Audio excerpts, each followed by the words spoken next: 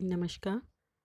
आज की कक्षा में हम अज्ञे द्वारा लिखित कहानी गैंग्रीन में इसकी प्रमुख पात्रा नायिका मालती के चरित्र चित्रण के बारे में बातचीत करेंगे। कहानी में अधिक पात्रों की संख्या नहीं है।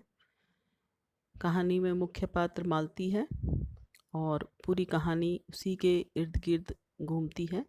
इसके अलावा मालती का दूर का रिश्ते का भाई है और इसके अलावा मालती का पति महेश्वर है। मालती का बेटा टीटी भी इस कहानी में आता है। इन सब में आज हम मालती के चरित्र चित्रण के बारे में बातचीत करेंगे। मालती का चरित्र चित्रण यदि हम देखें तो वह संवेदनशील और जिजीविषा रखने वाली स्त्री है। कहानी के तीसरे भाग में जब माहेश्वर उसका पति डिस्पेंसरी से घर लौटता है और डिस्पेंसरी की स्थितियों का अंकन करता है तो पता चलता है कि महेश्वर का अस्पताल में रोज़ एक साथ ढल रहा है। हर दूसरे चौथे दिन वहाँ गैंग्रीन का रोगी आ जाता है जिसकी टांग काटने की नौबत भी आ जाती है। मालती पति पर व्यंग करती है कि सरकारी अस्पताल है ना, क्या परवाह है, मैं तो रोज़ ही ऐसी बातें सुनती हूँ। अब कोई मर मुर जाए तो ख्याल भी नहीं होता। तो इस प्रकार मालती की उसकी जो मानसिक स्थिति है और उसकी संवेदनशीलता है वह यहाँ पर अभिव्यक्त होती है। यानी कि महेश्वर के जो हॉस्पिटल है उसमें इस तरह के रोगी प्रतिदिन आ रहे हैं जिससे कि अब उसके प्रति संवेदनशीलता जो है वो महेश्वर में ख़त्म हो चुकी है, लेकिन मालती अभी भी संवेदनशील बनी हुई है। मालती अपने जीवन की नीरसता को चुपचाप सहती है और पति से उसकी बातचीत भी कम होती है, परंतु अस्पताल की दुर्दशा और रोगियों के मरने के प्रसंग को लेकर पति पर किए गए व्यंग से उसकी संवेदनशीलता और उसकी जिजीविषा यानी जीवन जीने की इच्छा का पता चलता है। कांटा लगने से गैंग्रीन होना और उसके होने पर टांग का ऑपरेशन, यहाँ तक कि टांग का काट देना, अस्पताल में रोगियों का मरना, सब कुछ नित्य कर्म की भांति चलता रहता है जिसे झेलना महेश्वर की नियति है। पर इस कहानी में महेश्वर की जड़ता, उसकी ऊब, उसकी एक रसता का अंकन तो है, लेकिन किंतु वो गौण रूप से है। मुख्य रूप से मालती के विवाह के पश्चात उसके जीवन के नीरसता और यांत्रिक जीवन की त्रासदी का चित्रण किया गया है। यानी कि मालती का जीवन जो है वो नीरस एवं यांत्रिक हो चुका है। कहानीकार की दृष्टि का केंद्र मालती और उसके जीवन की जड़ता ही है, यद्यपि हमें इसमें महेश्वर के नित्यकर्म और यांत्रिक जीवन की झलक भी मिलती है। महेश्वर और मालती का दूर का रिश्ते का भाई जो अतिथि बनकर आया है, बाहर पलंग पर गपशप करते हैं और मालती घर के अंदर बर्तन मांजती है क्योंकि नल में पानी आ गया है। उसकी नियति घर के भीतर खटना ही थी। बाहर की खुली हवा में वह आनंद नहीं ले पाती है, वह उनकी बातचीत में भी शामिल नहीं हो पाती है। मामूली रोचक प्रसंग से उद्भावना की है जब मालती का पति कहता है कि थोड़े से आम लाया हूँ, वे भी धो लेना। आम अखबार के कागज़ में लेपटे हुए हैं और मालती आमों को अलग कर अखबार के टुकड़े को खड़े खड़े पढ़ने लग जाती है। यानी वह जागरूक है और जिज्ञासु भी है और उसमें जीवन जीने की इच्छा भी बाकी है। अखबार को पढ़ने में उसकी तल्लीनता इस तथ्य की सूचक है कि वह बाहर की दुनिया के समाचार जानना चाहती है, पर वह अपनी सीमित दुनिया में ही बंद होकर रह गई है। वह उसकी नियति बन चुकी है। उसके जीवन में एक और अभाव उजागर होता है, वह है अखबार का अभाव।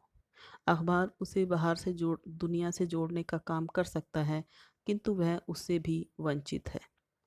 लेखक को याद आ रहा है कि एक बार मालती के पिता ने उसे एक पुस्तक लाकर दी थी और कहा था कि रोज़ 20 पेज इसके पढ़ना, बाद में मैं इस संबंध में तुमसे पूछूंगा। मालती चुपचाप किताब ले लेती है, पर उसे पढ़ती नहीं है और नित्य ही उसके 10 पन्ने 20 पेज फाड़ कर फेंक देती है। अपने खेल के किसी भांति अपने खेल में वह किसी भांति का खलल उत्पन्न नहीं होने देना चाहती। बाद में जब 8वें दिन पिता पूछते हैं कि तुमने किताब समाप्त कर ली, तो वह कहती है हाँ कर ली। पिता कहते हैं लाओ मैं प्रश्न पूछूंगा, किंतु वह जवाब नहीं देती। वापस पूछने पर वह कहती है कि किताब मैंने फाड़ कर फेंक दी, मैं नहीं पढ़ूंगी। यहाँ ये लेखक की टिप्पणी सार्थक सिद्ध होती है। वही उद्दत, चंचल, खेलने को आतुर मालती अब कितनी सीधी हो गई है कि वह एक अखबार के टुकड़े को भी तरस रही है। यह प्रसंग बड़ा मामूली किंतु बड़ा ही सारगर्भित और मालती की मनोविश्लेषण करने वाला है। मालती में जिज्ञासा, जागरूकता बाकी है। इसी मामूली प्रसंग से कहानीकार की कल्पना शक्ति का भी पता चलता है। मालती के इस प्रसंग से यह भी पता चलता है कि बाल्य अवस्था में वह कितनी अल्हड़ और चंचल थी, किंतु विवाह उपरांत उसकी सभी अल्हड़ता, चंचलता और उसका जो सहज स्वाभाविक मन है वो समाप्त हो चुका है और वह इस घुटन भरी जिंदगी में फंस कर रह गई है। मालती यहाँ किसी चीज़ का विरोध करती नज़र नहीं आती। जो कुछ भी उसके जीवन में चल रहा है वह इसको स्वीकार करती, उसी के साथ सामंजस्य कुछ बैठाती कुछ नहीं बैठाती अपना जीवन जीती प्रतीत होती है। तो यह मालती एक समझौतावादी और सहनशील स्त्री के रूप में भी हमारे समक्ष आती है। वह सब कुछ सह लेती है, पति के प्रति कर्तव्यनिष्ठा है, बच्चे के प्रति उसमें वात्सल्य है और उस यही चीज़ें उसे समझौता करने पर बाध्य कर रही हैं। इस प्रकार से हम देख सकते हैं कि मालती सब कुछ सहते हुए गृहस्थी की गाड़ी को धकेलने का कार्य करती जा रही है। मालती और महेश्वर और अतिथि द्वारा बाहर पलंग पर बैठकर चांदनी रात का आनंद लेना और रसोई में मालती का बर्तन घिसना, सोते हुए बच्चे का पलंग से नीचे गिर जाना, ये इस प्रकार के प्रसंग हैं जो नारी जीवन की विषम स्थिति के सूचक हैं। उसे बर्तन साफ करने के साथ बच्चे को भी संभालना होता है। बच्चे को सुलाने के बाद वह फिर बर्तन मांजने बैठ जाती है, तो बच्चा पलंग से नीचे गिर जाता है। इस प्रकार मालती की प्रतिक्रिया है, इसके चोटें लगती ही रहती हैं, रोज ही गिर जाता है। मानो बच्चे का पलंग से गिरना कोई खास बात नहीं है, क्योंकि यह रोज ही होता है। उसकी चोटें भी चिंता का विषय नहीं है, क्योंकि यह रोज ही लगती है। रोज की ध्वनि लगातार कहानी में गूंजती रहती है। यही कारण है कि गैंग्रीन कहानी कुछ समय पश्चात रोज नाम से पुनः प्रकाशित हुई थी और इसलिए देखा जाए तो कहानी का शीर्षक रोज भी अपने आप में सार्थक शीर्षक है और इसमें जो भी घटित हो रहा है उसको प्रतिध्वनित करने वाला है। मालती के जीवन पर लेखक की यह टिप्पणी सार्थक है कि उसका रोज़ जो है, रोज़ की नियति गति से बही जा रही है। मालती का जीवन अब उसकी रोज़ की नियति बन चुका है। वह महेश्वर के जीवन में भी उस पहाड़ पहाड़ी गांव के निवासियों के जीवन पर भी चरित्रार्थ होती है। पर कहानी की मुख्य संवेदना मालती के एकरस जीवन, उसकी संवेदनशीलता और समय के साथ उसके समझौते से संबंधित है।